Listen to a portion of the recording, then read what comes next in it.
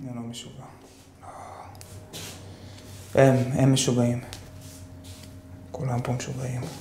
שמו אותי פה סתם. חייב לצאת מפה. לצאת מפה. מה? זה ממש פשוט. פשוט, אה? פשוט. פשוט, פשוט, פשוט! הכל פשוט. כלום לא פשוט. עוד לא שמעת מה אני מציע. כי ההצעה הקודמת, לא, היא לא הייתה משהו. אתה תאהב את זאתי.